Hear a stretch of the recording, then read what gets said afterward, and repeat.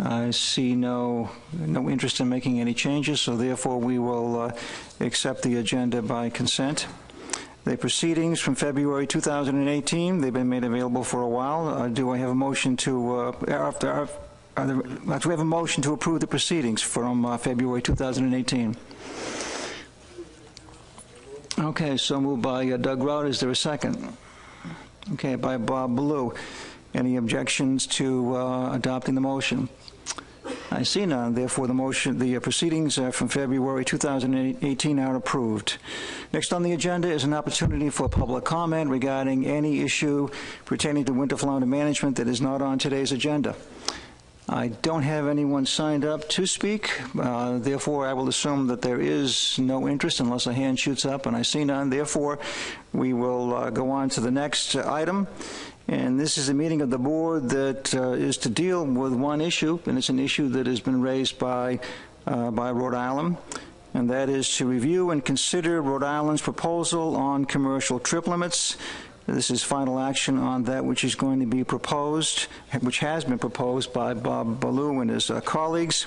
In order to deal with that proposal, Megan is going to provide an overview, and at the same time she's going to provide the technical committee report in response to that proposal.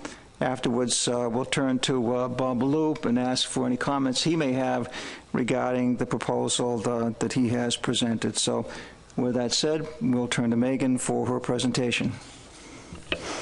Thank you, Mr. Chairman. So as a reminder, Rhode Island submitted a proposal requesting the consideration of aggregate weekly limits in the southern New England mid-Atlantic commercial winter flounder fishery. And at the February meeting, the board tasked the TC with investigating potential impacts of the proposal. So today the board will consider a response to this proposal. I'm going to start by reviewing the current measures. I'll go through the Rhode Island proposal, also go through the TC report, and then Mark Robson will be able to provide the LEC report. So Addendum 1 implemented a 50-pound per day possession limit in the southern New England mid-Atlantic commercial fishery. This was in response to the 2008 stock assessment, which concluded that the southern New England mid-Atlantic winter flounder stock was severely depleted, with a spawning stock biomass at only 9% of the target biomass. At the time, the board did consider a moratorium. However, there were concerns about discarding and the collection of fisheries-dependent data. Overall, the intent of Addendum 1 was to achieve the lowest possible F rate while minimizing economic and social impacts, and solely to allow for bycatch. In 2013, NOAA removed the moratorium in federal waters and allowed for the directed harvest of winter flounder. However, in state waters, the 50-pound possession limit remained. So the Rhode Island proposal is proposing aggregate weekly limits in the southern New England mid-Atlantic commercial fishery. And it's intended to first provide greater flexibility to state waters fishermen and increase their efficiency so that they could land similar amounts of fish in fewer trips, to reduce the bycatch generated in state waters fisheries, to allow federally permitted vessels to pursue other species in state waters without being constrained by a low winter flounder possession limit. And overall, it's to even the playing field between state and federally permitted harvesters in the winter flounder fishery. There are 3 options presented in the proposal. The first is a 250-pound per week limit, which would be year-round. The second is a 350-pound per week limit between the months of April and June and November and December. And then during all other months, it would go back to the 50-pound possession limit per day. And this second option is aimed at limiting harvest to periods when winter flounder move in and out of state waters. And then the third option is a 250-pound per week limit, again year-round, with the development of a permit program that would require captains to report daily via SAFIS and acquire vessel monitoring hardware. And this third option affords management and enforcement the most control over the program. Moving into the TC report, the TC met via conference call on March 6th and April 17th to analyze the potential impacts of this proposal. The data used in the analysis includes trip-level landing reports for state-only permit holders from 2014 through 2016. While the proposal is from Rhode Island, the TC did look at data from Massachusetts through New Jersey, since that is the Southern New England Mid-Atlantic stock. The data includes any trips which landed at least 1 pound of winter flounder, as well as the species name and poundage of other species landed on the trip. Vessels with a federal permit were not included in the analysis, since those vessels are limited by hard quotas. And I'll just note, as we go through some of the figures, the New Jersey data was confidential, so it's shown in any aggregate figures, but there was some analysis on a state-by-state level, and I'm not able to show that. So as a first step, the TC analyzed trends in the data. This figure is showing the number of winter flounder trips in 2016 by week and state. So the y-axis is the number of trips, and the x-axis is the week in the year. The 4 colors represent the 4 different states. The TC report does show these figures for 2014, 2015, and 2016. However, the trends are pretty similar, so I'm just going to focus on the 2016 figures today. The figure illustrates that most trips are occurring in Rhode Island, which is the purple color, with a significant number of trips also occurring in New York, which is the green color. The figure also shows clear seasonal trends in the fishery, with most of the trips occurring in late spring, and then there's a smaller pulse of effort at the end of the year. If we go to the next slide, the figure is very similar, but this time it's showing the pounds of winter flounder landed in 2016 by week and state. So here the y-axis is pounds, and the x-axis is, again, weeks in a year. Similar trends here. The figure is showing that most of the landings are occurring in Rhode Island and New York, which are the purple and blue colors. The figure also highlights, and perhaps a little more prominently, the increase in effort in the spring and at the end of the year. The TC also explored trends in individual states to determine if fishing behavior or activities differ throughout the stock. So this slide is showing the distribution of catch per trip in Connecticut and New York, with the x-axis being pounds of winter flounder landed per trip, and the y-axis being number of trips. And on the next slide, I will show Massachusetts and Rhode Island.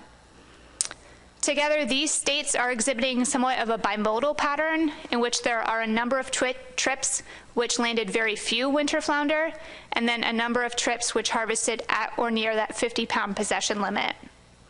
You'll also notice a few trips which are above the 50-pound limit, so this could suggest that there are some issues with compliance in the fishery. These are similar plots for Rhode Island and Massachusetts. With the exception of 2014, Rhode Island does not seem to have that similar bimodal pattern, with the majority of trips in 2015 and 2016 landing less than 20 pounds of winter flounder. In Massachusetts, particularly in 2014 and 2015, there are a large portion of trips which harvested at the trip limit, and it's these cluster of trips near that 50-pound mark which may indicate regulatory discarding in the fishery. As a next step, the TC investigated the current targeting behavior for state-permitted fishermen. So for the top figure here, the x-axis is pounds per trip, and the y-axis is the proportion of trips in that bin. Only 10% of trips were at or near the 50-pound mark, and 2% of trips were above that limit. The bottom figure shows the proportion to which winter flounder contributed to total landings on a trip. So of all of the pounds of species landed on a trip, what percentage was winter flounder? Overall, relatively few trips appear to be exclusively directing on winter flounder. So in 2016, less than 6% of trips were majority winter flounder. Together, these figures are showing that there's little directed fishing effort in the Southern New England Mid-Atlantic stock by state waters fishermen. And this means that that 50-pound trip limit is achieving its stated goal of solely accounting for bycatch. As a third part of the TC report, the TC did attempt to predict changes in fishermen behavior under an aggregate weekly limit, and they did this through projections. So there were two projections considered. The first is the 250 pound per week limit, and the second is the 350 pound per week limit between April, June, and November, December. So those two projections are coming from the Rhode Island proposal. The TC also considered two scenarios for each projection. So these two scenarios are intended to represent different changes in fishermen behavior. So the first one assumes that each harvester lands the full aggregate limit in a given week, and I'm going to refer to that as the full participation scenario. The second is a bit more conservative. It assumes that harvesters who landed greater than 50 pounds in a week will land that full aggregate limit. However, harvesters who landed less than or equal to 50 pounds in a given week will just land 50 pounds a week. And I'm going to refer to this as the tiered participation scenario. For some quick methods, the calculations were based on pooling all of the 2014 to 2016 data by year and then breaking the pounds of winter flounder caught by participant trip into week-sized bins. For scenario 1, which is that full participation scenario, we multiplied each participant in a given week by the aggregate limit and summed. For scenario 2, which is that tiered participation, for participants in the tier 1, we multiplied by the aggregate weekly limit, and participants in tier 2, we multiplied by 50 pounds. So this figure is showing the results of the projection for the 250 pound per week aggregate limit. The different color bars represent different scenarios. So the blue bars represent scenario 1, which is that full participation scenario. The red bars represent the scenario 2, where it's tiered participation. And then the orange bars represent the reported landings. Here we have the x-axis is the week in the year, and the y-axis is pounds. Overall, this projection suggests that an aggregate weekly limit could lead to increases in landings. If you sum all the bars, you would get the projected landings for the full year. So if you sum all of the blue bars, you would get the projected landings for that scenario. And in that full participation scenario, which is again the blue bars, it's 6.4 times higher than the reported landings. And in the tiered participation scenario, which is the red bars, it's 2.6 times higher than the reported landings.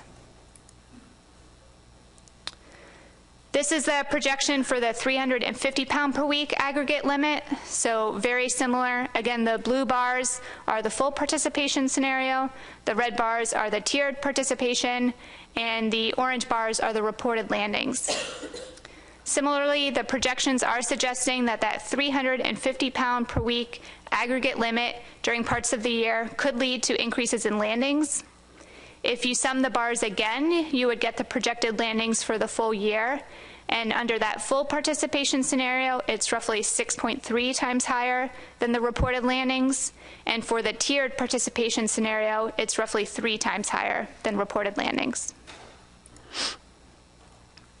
So based off the projections and the current low levels of targeting in the southern New England mid-Atlantic winter flounder fishery, the TC does believe that the behavior of state waters fishermen will change and landings will increase under an aggregate weekly limit. The influence of an aggregate weekly limit on discards is a bit harder to predict. If there's greater incentive to catch the full limit, then there may be more fishermen harvesting at or near the weekly limit, and that could perpetuate regulatory discarding. It's also difficult to determine if expected increases in landings will lead to overfishing. These are two plots from the 2017 stock assessment. So that assessment concluded that overfishing is not occurring. However, SSB is at or near record low levels with little evidence of rebuilding. Finally, the TC just had some additional notes for the board to consider. The first is that an aggregate weekly limit may result in increased fishing by federally permitted boats in state waters, and that would change the geographic distribution of effort. The second is that increased landings from state permit holders could alter the state water subcomponent as well as the sub-ACLs for federally permitted vessels. And the reason for this is that a 3-year average of landings from the southern New England mid-Atlantic state waters is used to develop a state water subcomponent. State water subcomponents do not have any accountability measures, and they're intended to estimate catch in state waters so that they can be accounted for in the overall ACL. As a result, if landings increase, the state water subcomponent would also be expected to increase. And while this may be an advantage for state waters fishermen, this could be to the disadvantage of federal fishermen, given their overall ACLs might decrease to compensate for the increase in state waters landing. Finally, for some states, including Rhode Island, winter flounder is not a limited entry fishery, and as a result, aggregate weekly limits could result in increased effort and participation. So that is the TC report. I will pass it to Mark for the LEC report.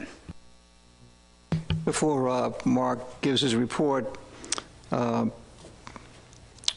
wanted to thank Megan for all the work she and the technical committee put into this particular issue, and frankly, I'm very glad that Rhode Island raised this as an issue because winter flounder really hasn't gotten much attention in the southern New England and mid-Atlantic area for a long time.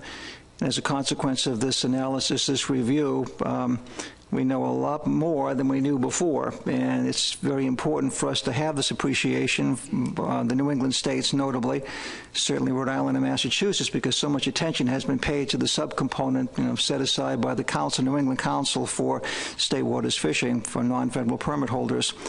This analysis definitely will be of use to the New England Council as it moves forward with this discussion on groundfish. So thanks to this very comprehensive thanks to the technical committee for this very comprehensive analysis and review of the Rhode Island proposal.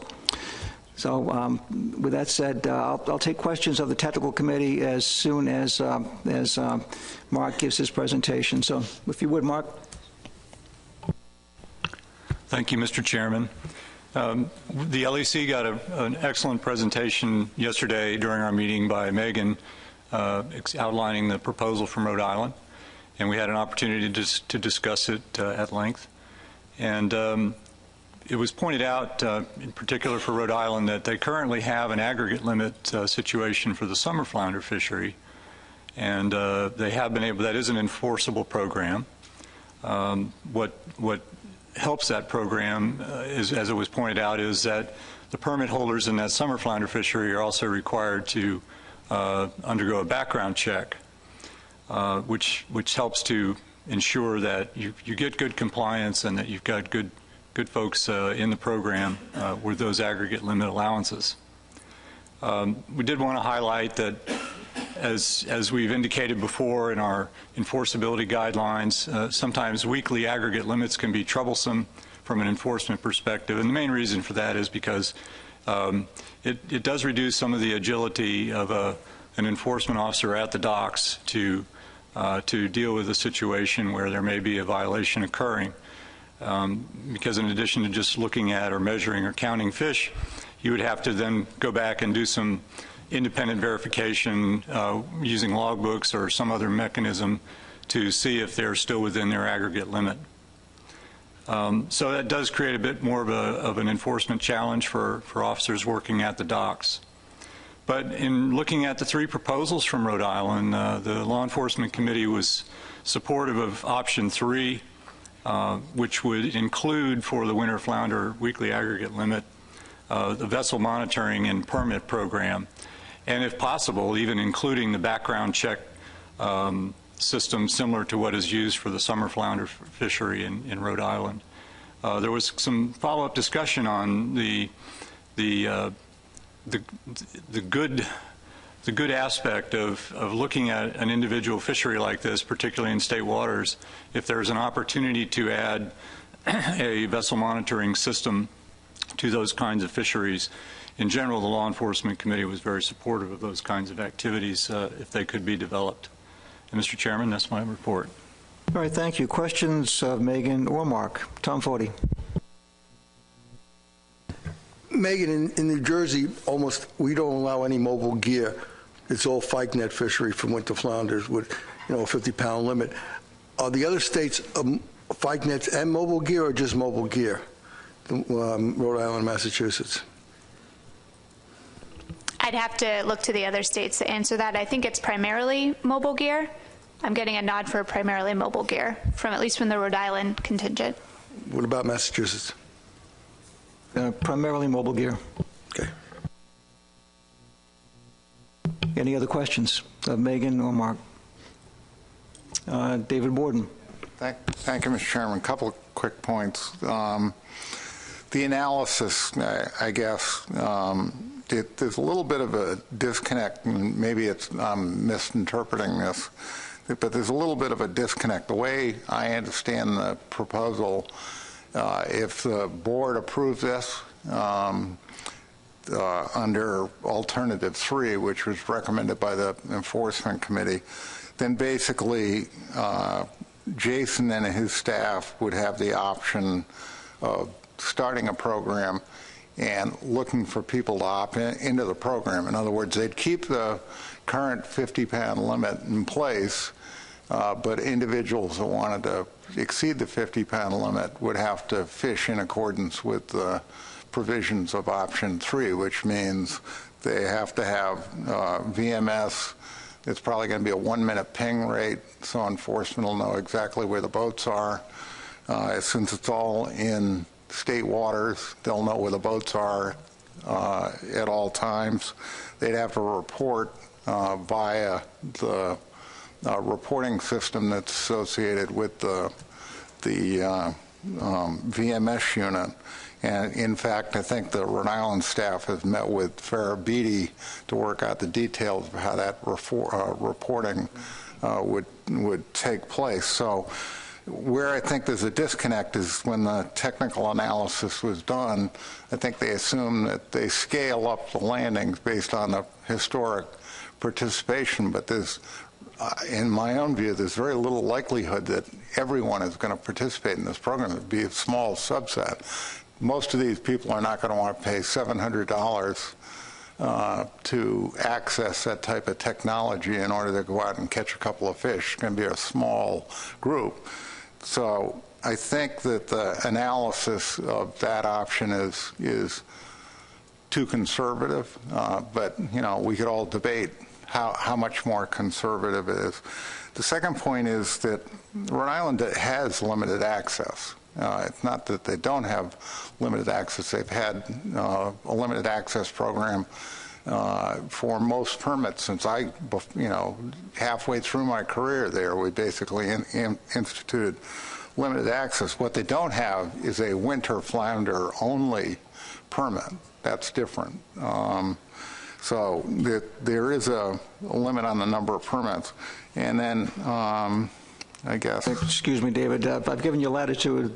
These are not questions. These are comments. Okay. But so my comment or my question then is my assumption correct about the analysis? That really the analysis is more conservative than what will actually take place and what was proposed by Rhode Island? That's a question. So the proposal the analysis only looked at those two fisherman behavior scenarios. It did look at the one where if a fisherman landed less than 50 pounds, he stays at the 50 pounds, and if it's greater than 50 pounds, he or she would go up to that aggregate limit, but it didn't look at VMS or things like that might already exist on a vessel. Okay, Jeff Bruce. Thank you, Mr. Chairman. I appreciate the presentations from Megan and Mark. If I may, I do have a question for both of them. So Megan, this might be a tough one for you. Hope maybe someone in the room will know. Jay, you're still here, right? Do we know what proportion of the total harvest the inshore commercial fishery contributes? To all of winter flounder landings, or? Yes. So if the state waters commercial landings increased by 2.5 or 6 times, what might that mean for total landings overall? I have the numbers here. Give me 1 sec. And maybe while she's looking that up, a question for Mark. To the Law Enforcement Committee, was your recommendation was for option number 3? Is that your recommendation? Is that your preferred option over status quo, or is that your preferred option of the 3 options that were presented? That was our preferred option of the 3 options that were presented.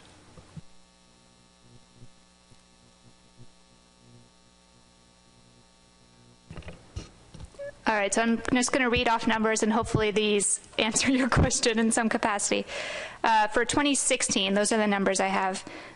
The total catch in the southern New England mid-Atlantic winter flounder fishery was 597 metric tons. For state waters, it was 26 metric tons. And then of those state waters,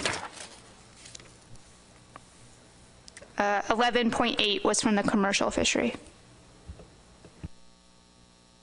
Go ahead, Jeff. So the 26 was commercial and recreational combined? Is that? And discards. Any further questions of Megan or Mark? Follow-up question? Go ahead. Yeah, follow-up to that question. Megan, when you looked that up, what portion was Rhode Island is the question. 26 total from state waters, and then what portion is Rhode Island? Yeah, I don't have that number right in front of me. Looking from the figure, I would say it was at least 50%, but that would be my best guess, at least 50% or higher. Sorry, I don't have that exact number. Adam. Are we looking at doing this through specification, or would this require an addendum?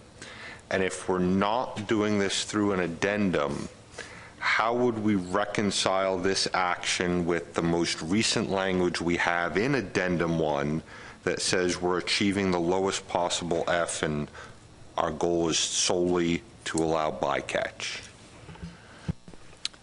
So acceptance of the proposal would take a board motion, not an addendum. And I think reconciling that language is something for the board to consider in your deliberations if you feel that the proposal still meets that language in the addendum.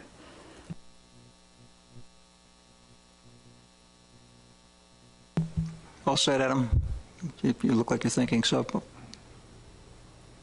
All right.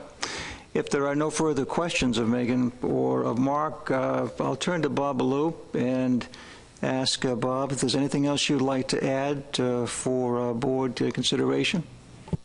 Thank you, Mr. Chair. And first and foremost, on behalf of the entire Rhode Island delegation, we want to thank the TC for their excellent work. And I would echo your sentiments expressed earlier, and that is, I think we've already learned a lot just from this proposal and the response to it from both the TC and the Law Enforcement Committee. Whether there's an opportunity to advance is what we're about to find out. But again, I want to really credit the excellent work done in developing some very good information that, frankly, we didn't have available to us prior to this proposal. So I think we've already made some advances. Secondly, I just want to remind the board of the context of this proposal, and that is when Addendum 1 was adopted in 2009, establishing the 50-pound per day limit. That was during a time when, at the federal level, a moratorium was in place. And it was indeed intended to maintain the state water fishery as a bycatch-only fishery, to complement the federal water fishery, if you will, which was essentially closed. That changed in 2013 when NOAA Fisheries lifted the moratorium and allowed fishing in federal waters under the sector program, where there really are no possession limits whatsoever. The vessels participating in the sector program obviously are fishing in accordance with their ACE.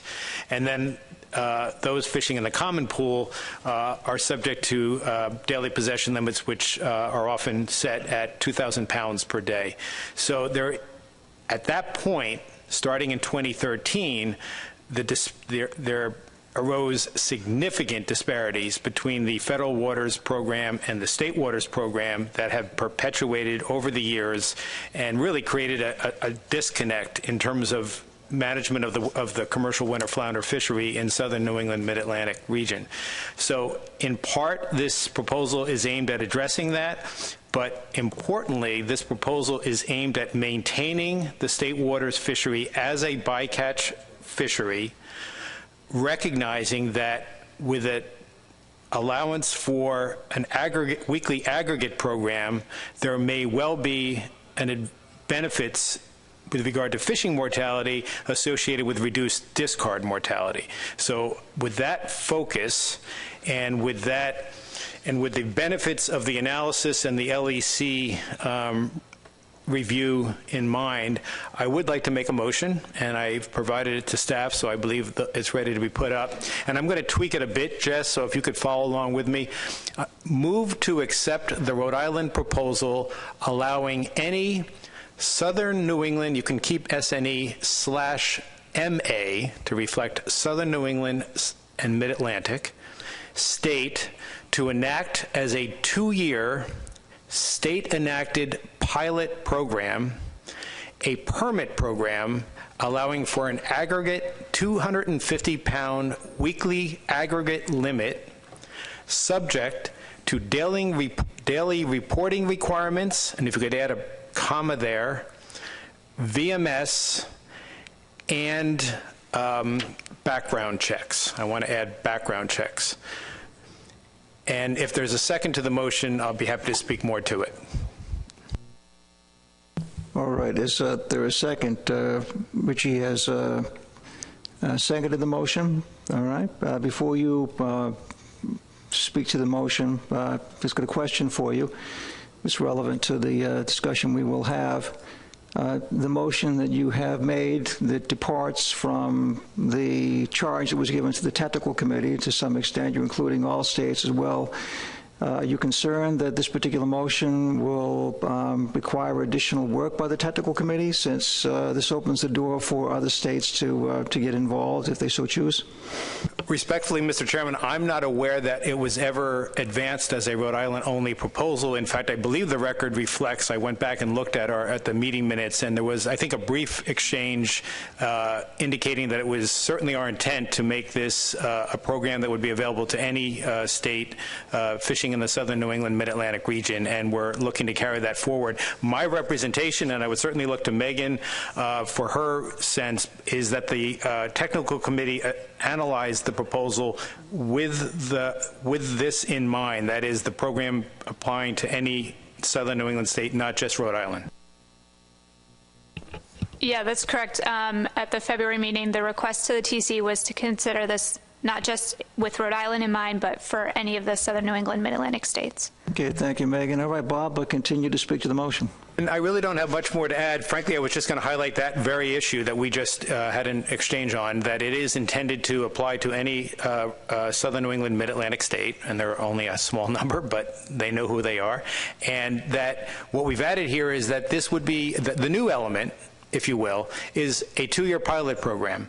So this is a limited, this is a proposal that's limited in scope and time, very restrictive in terms of entry into the program, noting all of the requirements that one would have to meet in order to gain entry into the program. So very much a de facto limited entry program, and one that we think will generate additional information and data to augment and build upon the very good work already done by the technical committee. So the intent of this would be to see if there's interest, and to be honest with you, we don't know the level of interest given the very stringent requirements for entry into the program, but to the extent that there's interest in participating by Rhode Island, on the part of Rhode Island fishermen, Connecticut, Massachusetts, New York, New Jersey, this would allow for data collection with particular emphasis on discard, harvest to discard ratio information that I think would really enhance our understanding of the state waters program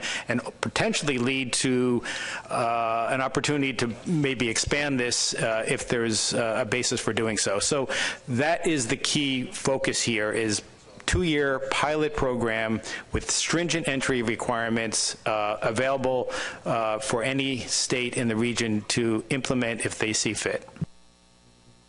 All right, thank you, Bob. Anyone care to speak to the motion? Speak with you, Richie, and then Tom. Thank you, Mr. Chair. I seconded the motion because it's a 2-year pilot program, so it sunsets, and it would take a vote of this board to expand it beyond that. I guess one question is, should the motion include what the 2 years are? When does it start? What fishing years? Clarification? I think it's a very fair request. I would actually welcome Jason McNamee's thoughts on this, and perhaps at the public mic. I'm going to suggest that it would be for the 2019-2020 period. All right, thank you. And it would also be helpful as we comment upon the motion as presented by Bob Ballou and as seconded to offer up board perspectives as they pertain to the technical committee review, especially what was noted in the discussion part of the report, and also the unintended consequences that the TC has raised. I would be derelict in my duty as chair if I didn't emphasize the fact that the TC has expressed some serious reservations about this particular proposal. Tom Forty.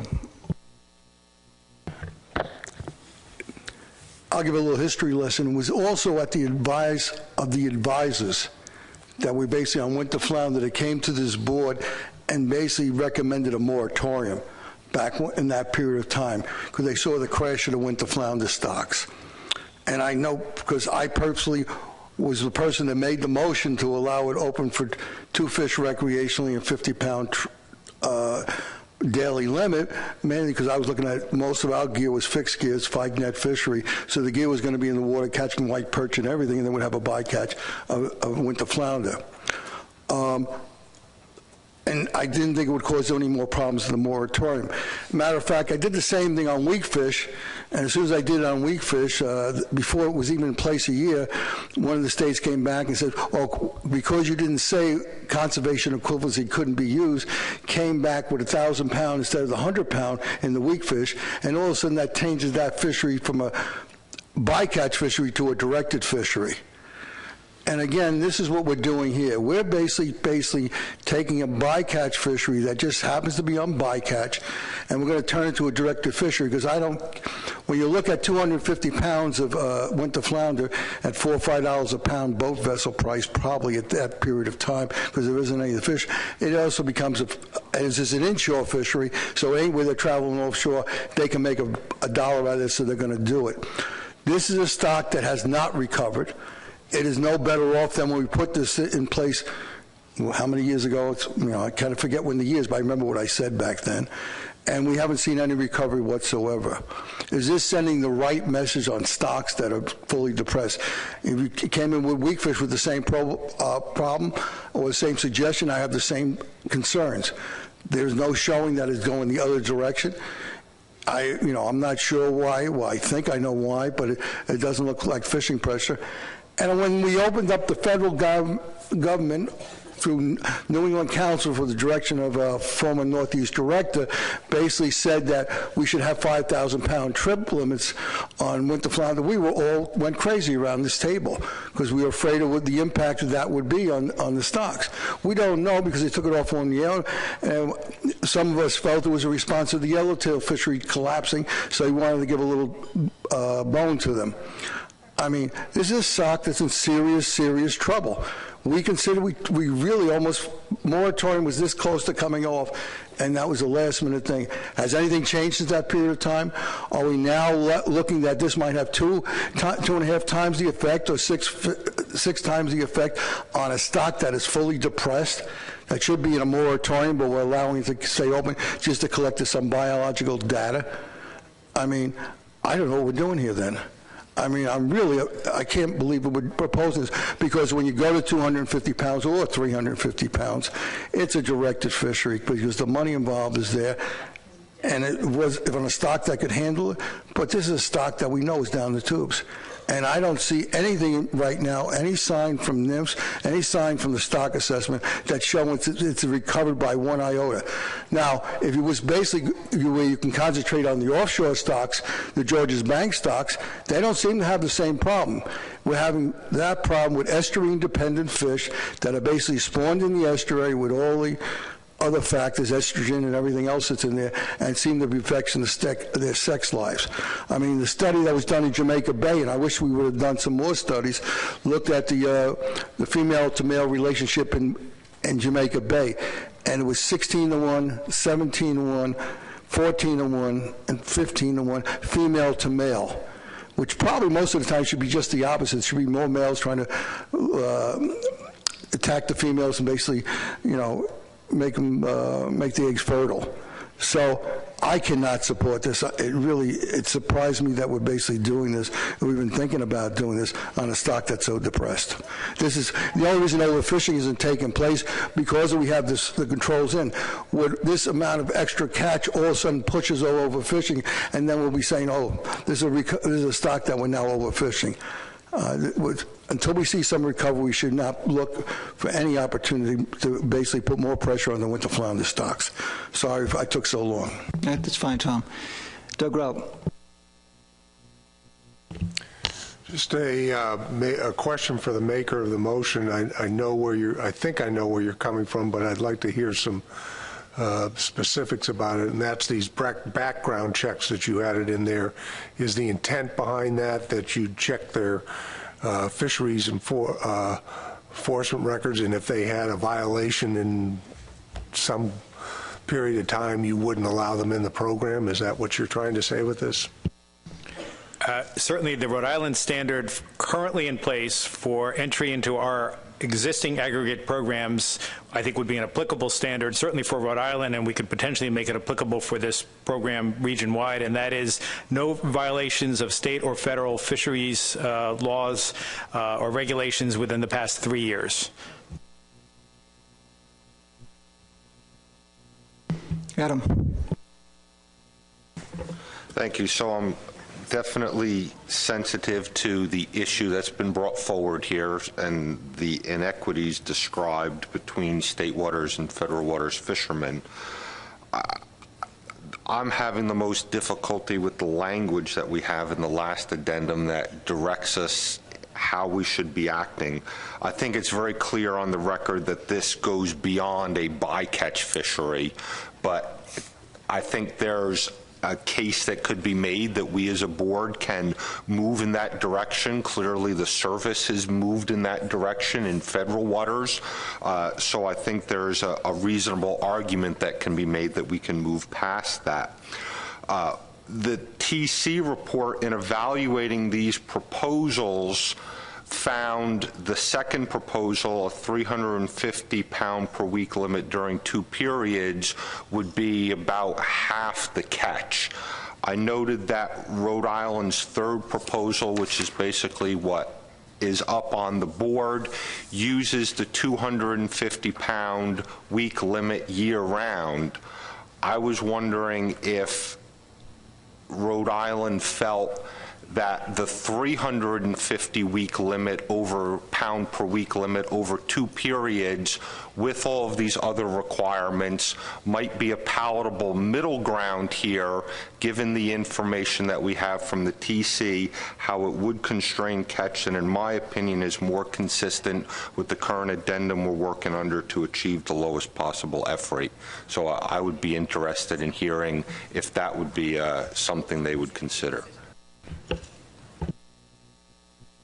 Adam, just to clarify, I think actually the halving of the pounds landed was from the 2 scenarios, whether it was full participation or tiered participation.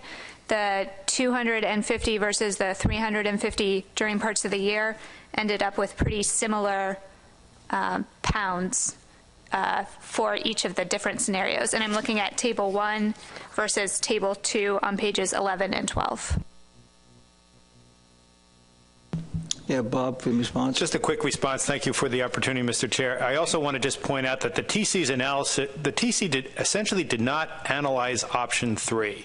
They only analyzed options 1 and 2. Granted, this is a version of, I forget which it is now, option 1 or 2, the 250-pound weekly limit, but it's subject to significant constraints, entry constraints.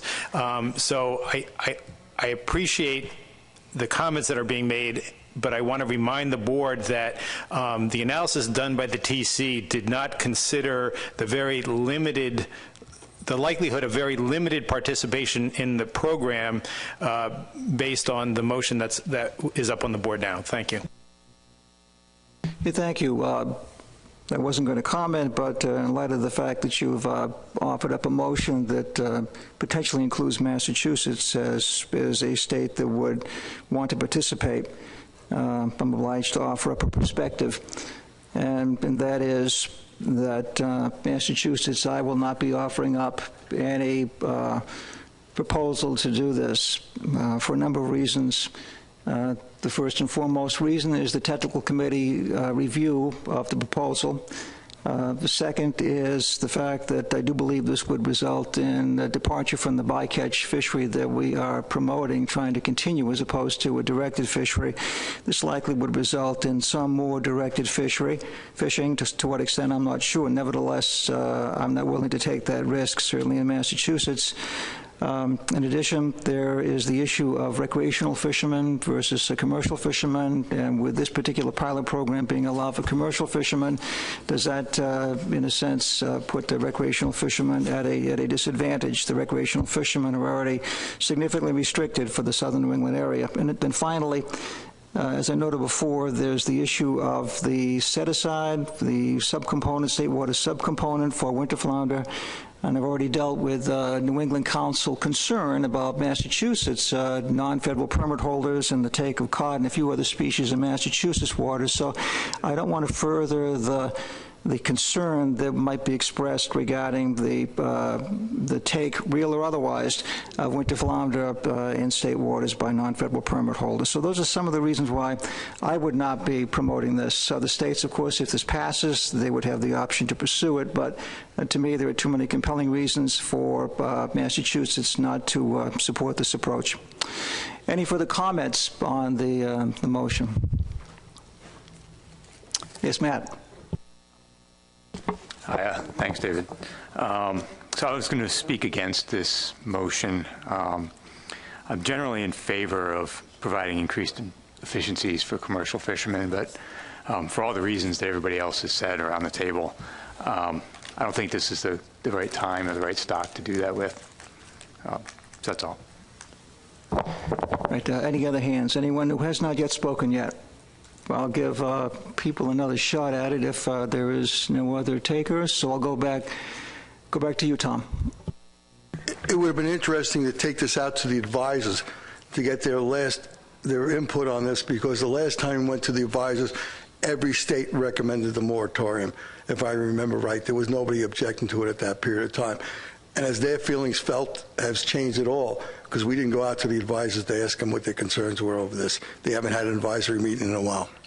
All right, if there are no other comments, but David Borden, one more time. Make this quick, Mr. Chairman. Just point out to everybody, 95% of this stock is being taken in federal waters in a directed fishery, period. And the board has tried on 2 or 3 occasions to wrestle with that factor. The fishery in our in-state waters is almost irrelevant compared to what's going on in federal waters. Second point is, and I want to talk about this for a long period of time, the analysis is way overly conservative. If you assume the most conservative If you look at the analysis in the most conservative light, it would cause like an 8% increase in total catch. The way the system would react, as we discussed at our last board meeting, is the New England Council and NOAA would have to look at that increased catch and basically deduct it from federal waters ACLs, is what would happen. And there may be some poetic justice to doing that, given how we've struggled with this issue. The third point is, since I didn't see the motion before it went up on the board, I would be personally more comfortable with it if it said a one-year program with a right to renew for 1 year, and after the 1 year we get a report from the state agency, and then the board could decide whether or not there was value in the program or there was not value in the program. So I'd ask Bob to consider revising his proposal to reflect that. Thank you. All right. If there are no further comments to make on the motion, I'll call the question and read it into the record. I'm going to read it into the record now, Tom. I think we've certainly spoken at length about this. Move to accept the Rhode Island proposal allowing any southern New England mid-Atlantic state to enact as a 2-year state-enacted pilot program, a permit program allowing for a 250-pound weekly aggregate limit subject to daily reporting requirements, VMS, and background checks. Motion by Mr. Ballou, seconded by Mr. White. I assume there is a need to caucus, so we'll give you 45 seconds or so.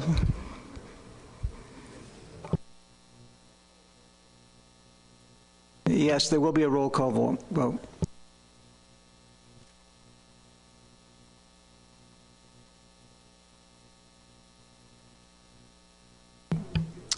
All right.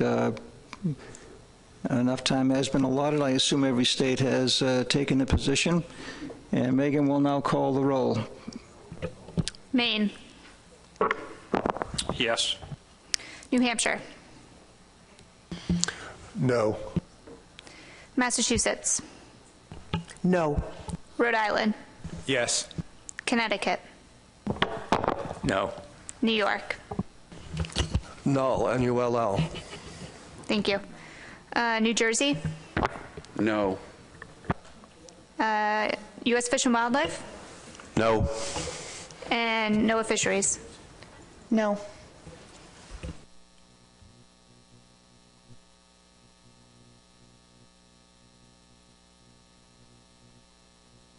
All right, the vote is 2 in favor, 6 against, and 1 null. The motion is defeated.